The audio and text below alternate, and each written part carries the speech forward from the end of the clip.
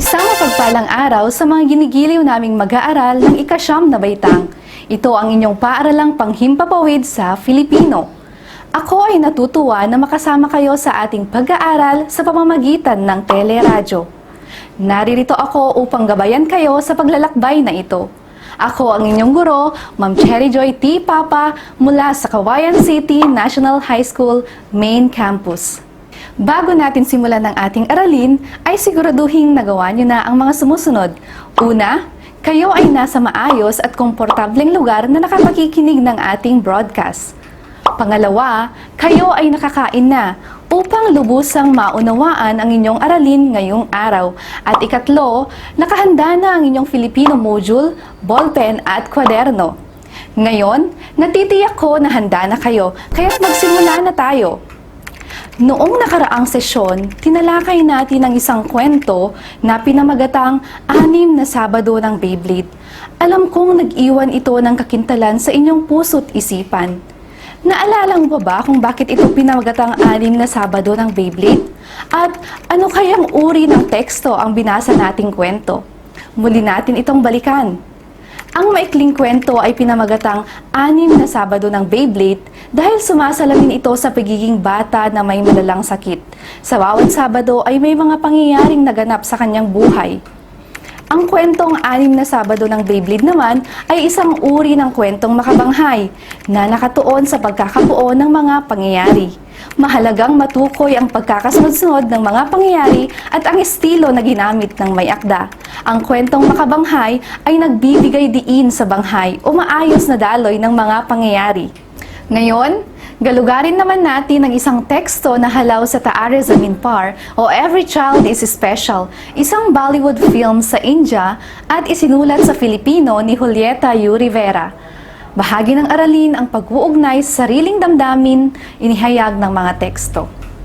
Ilalahad sa araling ito ang isang teksto na tatalakay sa isang batang lalaki na may dyslexia at hindi ito maunawaan ng mga magulang at maging ng kanyang mga guro.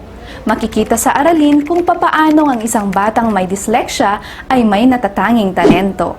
Bahagi rin ng ating aralin ang pagtalakay sa mga pahayag na nagbibigay katwiran sa ginogi ng mga tauhan sa akda na makatutulong sa paghahanay ng mga mahalagang pangyayari. Handa ka na ba? Atin nang simulan. Sa loob ng akda ay may mga ginamit na salita na malalim ang kahulugan. Kaya naman, sa puntong ito ay ating alamin kung ano nga ba ang kanilang kahulugan. Panuto. Ibigay ang kahulugan ng mga salitang sinalungguhitan sa pangungusap mula sa akda. Gamitin bilang clue ang mga nagkagulong titik pagkatapos ng bawat pangungusap. Para sa unang bilang, tahimik akong nakaupong nag-iisa sa isang gilid na kinagawian kong likmuan sa pagsusulat. Tahimik akong nakaupong nag-iisa sa isang gilid na kinagawian kong likmuan sa pagsusulat. Ang salitang may salungguhit ay likmuan. Ang salitang may salungguhit ay likmuan. Ang kasing kahulugan ng salitang likmuan ay upuan. Dumako naman tayo sa ikalawang bilang. Wala siyang tanging masusulingan kundi ang pamilya sana niya. Wala siyang tanging masusulingan kundi ang pamilya sana niya. Ang salitang may salungguhit ay masusulingan. Ang salitang may salungguhit ay masusulingan.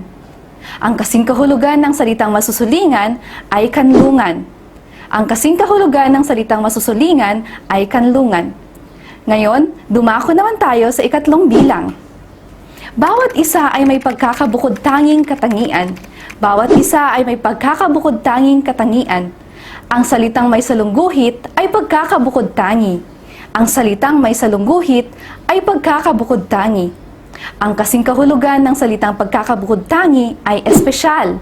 Dumako naman tayo sa ika-4 na bilang. At higit sa lahat, maramdaman nila na sila ay minamahal at inaalagaan upang makakampay para sa pag-abot ng kanilang mga pangarap. At higit sa lahat, maramdaman nila na sila ay minamahal at inaalagaan upang makakampay para sa pag-abot ng kanilang mga pangarap. Ang salitang may salungguhit ay makakampay. Ang salitang may salungguhit ay makakampay. Ang kasing kahulugan ng salitang makakampay ay kaagapay. Ang kasing kahulugan ng salitang makakampay ay kaagapay. Ngayon, dumako naman tayo sa ika-5 bilang. Hindi pa kaya ng kanyang bagwis. Hindi pa kaya ng kanyang bagwis. Ang salitang may salungguhit ay bagwis. Ang kasing kahulugan ng salitang bagwis ay kakayahan. Ang kasing kahulugan ng salitang bagwis ay kakayahan. Ang huhusay naman ninyong sumagot. Sa dakong ito ay magsisimula na tayo sa ating aralin. Atin nang babasahin at pakikinggan ang isang teksto na pinamagatang Mga Patak ng Luha. Uulitin ko, Mga Patak ng Luha na halaw sa Taare Zameen Par o Every Child is Special, isang Bollywood film sa India at isinulat sa Filipino ni Julieta Yu Rivera. Nais kong unawain nyo itong mabuti dahil pagkatapos nating magbasa ay may mga katanungan kayong sasagutan tungkol dito at may mga susunod pang gawain. Alam kong handa ka na, kaya halika na at simulan na natin. Mga Patak ng Luha. Halaw sa Taare Zameen Par o Every Child is Special, isang Bollywood film sa India at isinulat sa Filipino ni Julieta Yu Rivera. Si Ishan Nankishore Awasthi, isang batang nagpabago, nagpapabago at magpapabago ng aking mundo at marahil ng pagpapahalaga bilang isang guro. Tahimik akong nakaupong nag-iisa sa isang gilid na kinagawian kong likmuan sa pagsusulat. Sa gilid ng isang mesang may katamtaman ang laki. Sapat lamang na mailapag ko ang aking mga kakailanganing gamit sa panonood. Hindi ko napigilan ng aking sarili, isang gabing hindi ako makatulog. Ako ay umiyak. Malakas noon ang buhos ng ulan, ngunit wala namang masabing may masamang namumuong panahon. Wala namang mapakinggang anunsyo sa telebisyon at radyo. Nakipagsabayan sa malakas na patak ng ulan, ang masaganang pag-agos ng aking luha habang pinanonood ko si Ishan. Siya ang bida sa aking puso at si teacher. Napukaw agad ang aking interes sa pinanood kong pelikula. Dala marahil ng pagiging guro ko, nakarelate ako habang ninanamnam ang bawat eksena. Sa unay, mas tamang sabihin dahil ako'y isang guro.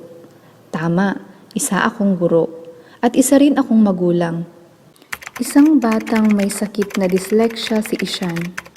Hindi ito maintindihan ng kanyang mga magulang at ng kanyang mga guro.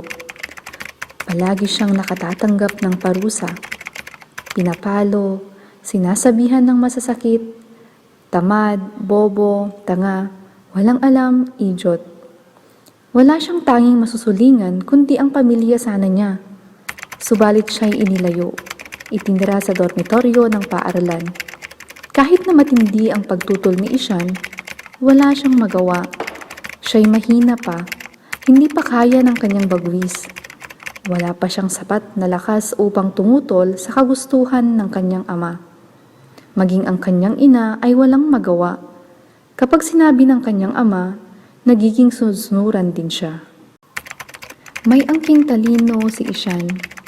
Bagamat hindi siya nanguna sa klase dahil sa kinaugaliang hindi pakikinig o wala ang pansin sa pag-aaral.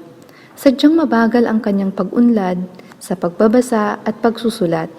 Mas madalas na nagkakabaliktad ang B at D. Mga salitang pareho ang bigkas, ngunit iba-iba ang baybay. Ang kanyang mga bilang ay nagkakabaliktad din at palaging wala sa ayos ang pagsusulat.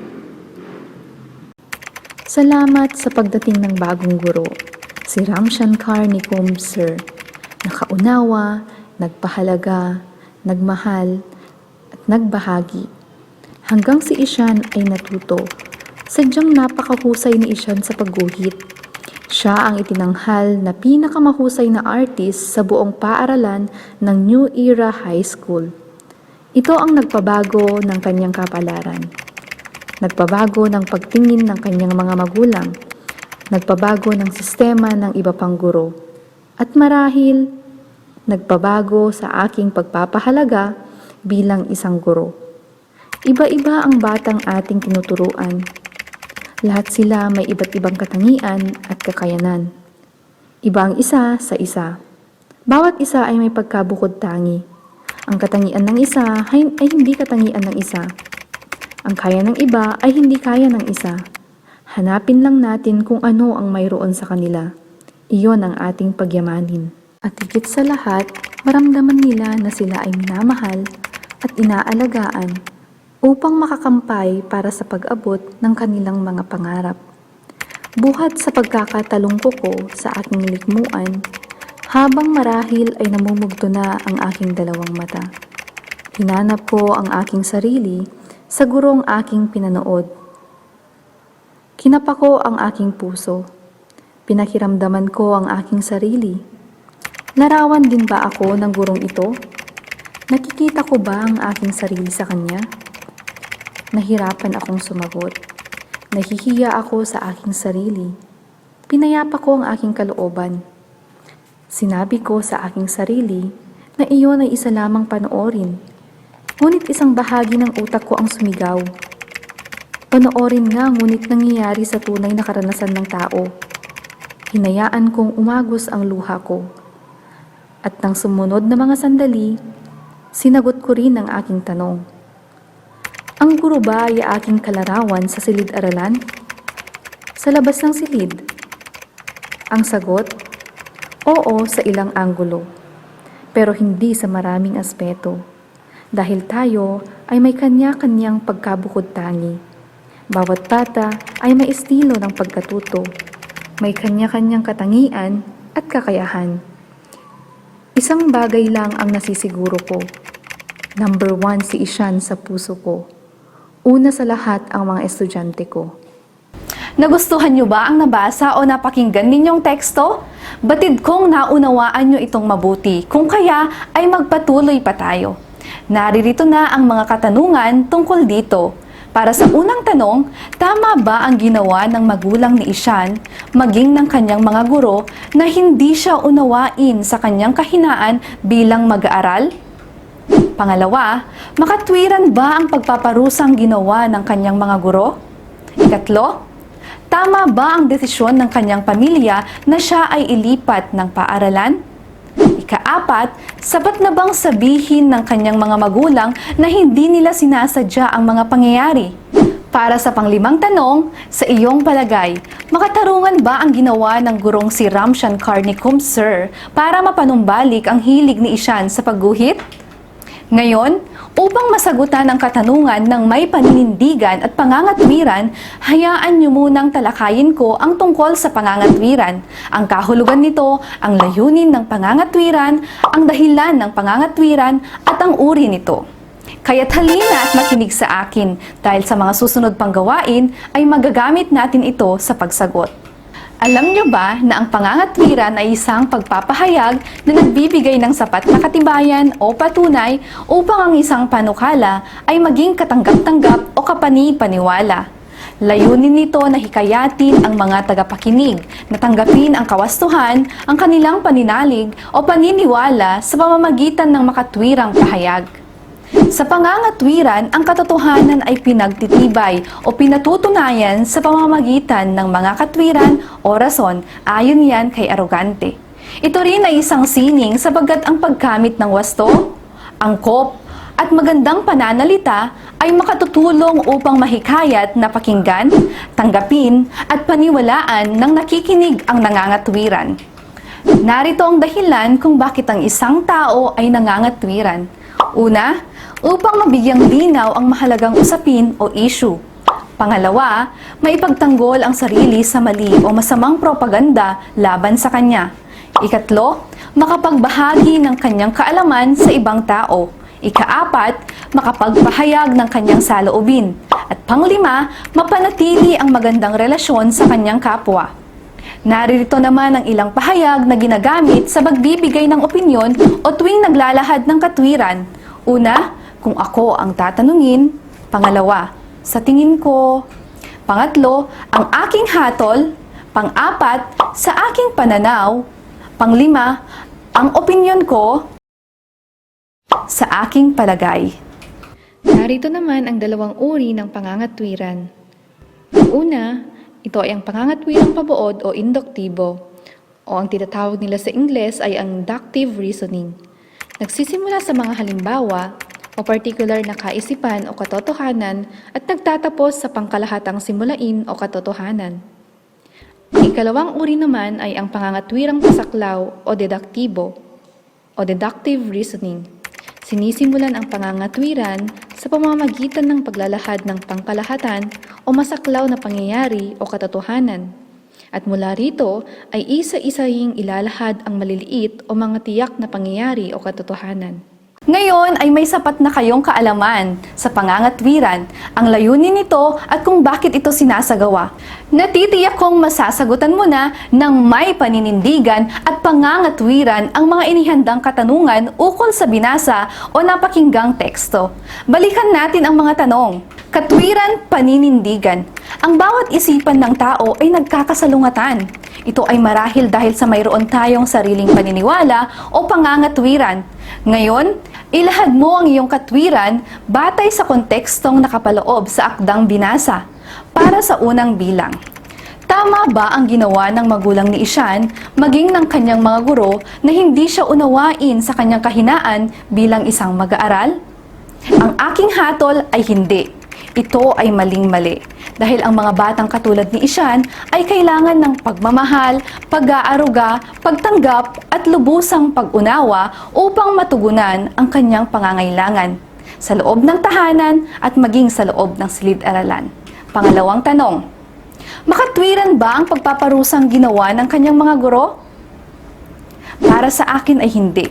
Sapagkat bawat mag-aaral ay may pagkakabukod tangi, may kani-kanyang kakayahan.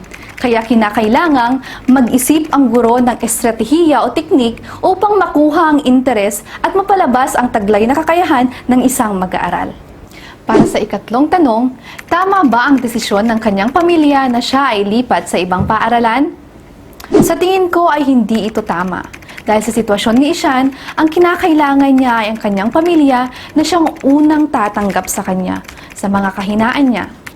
Ngunit sa ginawa nilang paglipat sa kanya ng paaralan at nalayo sa kanilang tirahan, kasabay din noon ang paglayo ng kanyang loob sa kanila. Para sa ikaapat na tanong, sapat na bang sabihin ng kanyang mga magulang na hindi nila sinasadya ang mga pangyayari? Sa aking opinyon ay hindi. Dahil ang mga magulang ay may pananagutan sa kanilang mga anak. Kaya narapat lamang na dapat sila ang mas nakakaalam sa mga pangyayaring nagaganap sa pang-araw-araw na buhay ng kanilang mga anak. At para sa ikalimang tanong, sa iyong palagay, makatarungan ba ang ginawa ng gurong si Ram Shankar Nikumsar para mapanumbalik ang hilig ni Ishan sa pagguhit? Sa tingin ko ay oo. Dahil una, naramdaman ng bata ang pagtanggap na ipinakita ng kanyang guro. Pangalawa, tinulungan nitong ipakita muli ang kanyang kakayahan sa pagpinta at manumbalik nito ang kanyang hilig sa pagguhit. At ikatlo, natulungan nitong maipadama sa bata ang tiwala sa sarili dahil sa kabila ng kanyang kahinaan ay may magagawa pa ito upang malabanan at mapagtagumpayan ang mga bagay na sa tingin niya ay wala ng pag-asa. Binabati kita. Tunay ngang naunawaan mo ang akdang iyong binasa. Ngayon, nalaman mo ang sitwasyon ng mga tauhan sa akda at alam kong mayroon kang maitutulong upang mapabuti sila. Sabihin nating ikaw ay isang magulang na may anak na katulad ni Ishan, o di kaya ay isang guro na may mga mag-aaral na may special needs. Ano ang opinyon o pagmamatuwid na gagawin mo? Narito ang unang sitwasyon. Bilang isang magulang na may anak na nangangailangan o special needs, ano ang gagawin mo upang siya ay matulungan at makasabay sa ibang bata? Para sa akin, bilang kanyang magulang at pamilya, kinakailangan kami ang unang yumakap sa kanya. Yakapin kung ano ang kahinaan niya. Alamin kung ano ang mga kahinaan niya at kailangang tugunan at punan ang kahinaang iyon upang sa ganon ay maramdaman niya ang tinatawag na belongingness. Hindi lang sa loob ng tahanan, maging sa mga taong makakasalamuhan niya sa labas ng bahay. Para sa ikalawang sitwasyon, sa loob ng iyong silid-aralan ay may mga mag-aaral kang may mga kahinaan. Ano ang gagawin mo bilang isang guro? Bilang isang guro, sa aking palagay, ang mainam na gawin ay kilalanin nating mabuti ang bawat mag-aaral sa loob ng ating silid-aralan upang matugunan ang mga kahinaang taglay nila. Upang sa ganon ay walang maiiwan at lahat sila ay makasabay sa agos ng kanilang pag-aaral. Naniniwala ako bilang isang guro ay mag-isip ng mga teknik o accommodations upang mapunan ang kanilang pangangailangan. Gumawa ng paraan na sila ay magkaroon ng makabuluhang pagkatuto sa kabila ng kanilang kahinaan. Binabati uli kita dahil nasagutan nyo ng may kaayusan at kahusayan ng ating mga gawain. Alam kong marami kayong napulot na aral sa tekstong ating binasa at lalo na sa paglalahad ng katwiran. Upang maitama ang inyong mga naging kasagutan sa ating gawain, nais kong buklatin ninyo ang inyong module sa huling pahina dahil doon nyo makikita ang mga susi sa pagwawasto. Isang leksyon na naman ang ating natapos. Upang maunawaan nyo pa ang ating aralin, basahin nyo ang inyong module. Nakalakip din dyan ang panghuling gawain. Hanggang sa susunod nating leksyon, ako ang inyong guro sa Himpapawid, Ma'am Cherry Joy T. Papa, guro mula sa Cauayan City National High School Main Campus para sa paaralang panghimpapawid at pang-telebisyon sa ika-9 na baitang sa Filipino. Ang susunod nating aralin ay tungkol sa sanaysay. Siguruhing tumutok sa ating paaralang panghimpapawid mula Lunes hanggang Biyernes. Laging tandaan, kaisipan ay linangin at laging pagyamanin. Paalam!